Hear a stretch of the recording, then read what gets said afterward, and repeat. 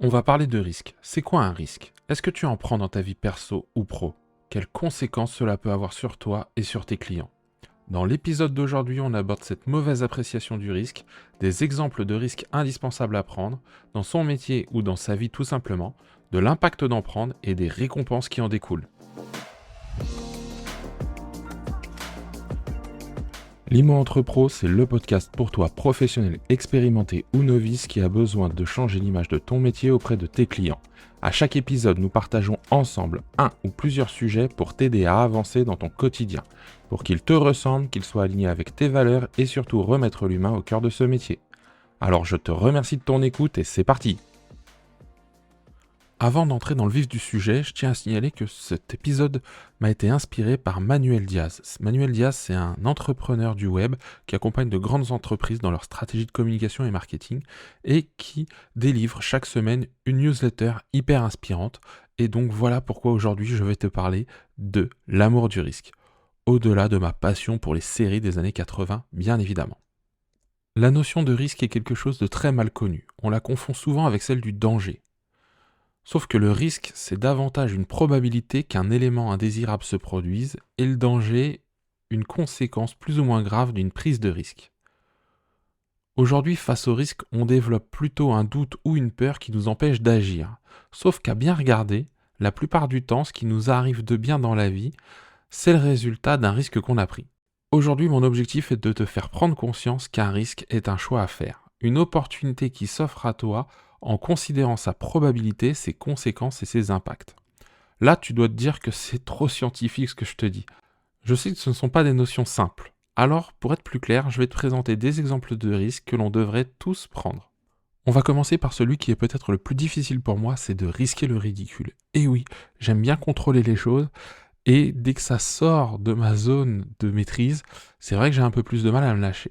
Et pourtant, lorsque tu prends une décision, tu as toujours quelqu'un pour te dire qu'il ne faut pas, que tu as tort, que ça ne s'est jamais fait. J'appelle ça de l'immobilisme, moi.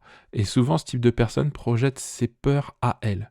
Sauf que pour tes propres décisions, on se fout de ce que les autres pensent. Prends le risque de ne pas être compris et tu verras que d'autres te comprendront. Cela marquera ta singularité, te fera sortir du lot. Je vais prendre un exemple concret que je connais bien, moi. Combien de personnes ont été surprises que je quitte mon emploi pour me lancer dans un projet entrepreneurial, dont ce podcast est une des fondations. D'ailleurs, peut-être que toi aussi cela t'est arrivé quand tu t'es lancé dans l'immobilier ou à un autre moment de ta vie. Et comment tu l'as vécu? Cela a déclenché quoi en toi? Je te laisse y réfléchir et revenir vers moi si le cœur t'en dit. Deuxième risque à prendre, c'est de risquer de trouver ses limites. On en a tous et c'est totalement compréhensible. Par contre, ce qui n'est pas compréhensible, c'est de ne pas les connaître ou de chercher à les repousser. On a tendance à abandonner, à ne pas persévérer, alors que nous sommes peut-être à 40% de ce qu'on pourrait faire. Le meilleur exemple qui me vient en tête, c'est la pige. Combien de personnes parmi nous n'en fait pas ou plus pour des raisons purement émotionnelles, alors que les bénéfices sont plus grands qu'on l'imagine. Mais ça fera l'objet d'un épisode de ce podcast. Risquer le changement sera notre troisième risque à prendre. Changer est peut-être ce qui fait le plus peur et pourtant c'est aussi ce qui apporte certainement les plus grandes joies. Cela implique d'abandonner les choses du passé et d'ouvrir la porte aux choses du futur. Remettons ça en perspective et posons-nous la question de ce que nous apporterait tel ou tel changement et de comment nous nous sentirions si nous ne changeons pas. Par exemple, changer de job. Est-ce que je dois ou non le faire? Eh bien, je t'invite à te poser la question, si tu restes dans ton emploi actuel, est-ce que dans 1, 2, 3, 10 ans peut-être, l'image que tu as te plaît toujours autant? Dans ce cas, il n'y a pas besoin de changer. Mais par contre, si l'image, cette vision de toi dans le futur ne te plaît plus, change immédiatement. En fait, c'est la même chose avec les clients. Si la relation que tu as aujourd'hui au quotidien avec eux te convient et que tu te projettes dans 1, 2, 3 ans et que l'image que ça te renvoie te plaît toujours autant, il n'y a rien à changer.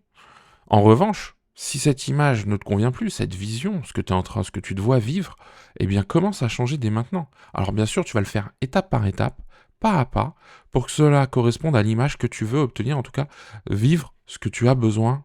Et ça va être vraiment un facteur qui va te motiver à t'inscrire dans ce changement. Avant-dernier risque que j'aime beaucoup, c'est risquer d'être honnête.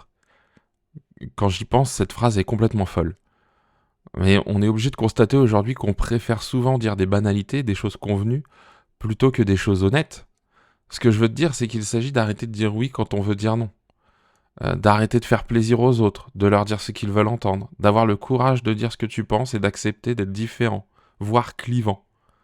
Cela s'applique très bien à notre métier lorsque par exemple on accepte de prendre un bien à un prix en dehors du marché, et au final, dans le meilleur des cas, personne n'est satisfait, et dans le pire, ça nous est reproché, ça nous tombe dessus. Attention, je suis pas en train de me faire passer pour un saint, loin de là, ça m'est déjà arrivé, sauf que au final, à chaque fois, j'ai jamais été bien dans mes baskets, et c'est plutôt des moments que je souhaite oublier et surtout ne pas revivre. J'ai gardé le meilleur des risques pour la fin, c'est risquer d'investir en soi. J'ai participé il n'y a pas longtemps à un webinaire challenge, et une phrase m'a fait prendre de grandes décisions. Cette phrase était que le meilleur investissement qu'on pouvait faire, c'était en soi. Que si tu n'investis pas en toi, est-ce que les autres le feront pour toi ? Alors que ce soit pour ton bien-être, tes connaissances, ta progression physique et mentale, je t'invite à investir en toi.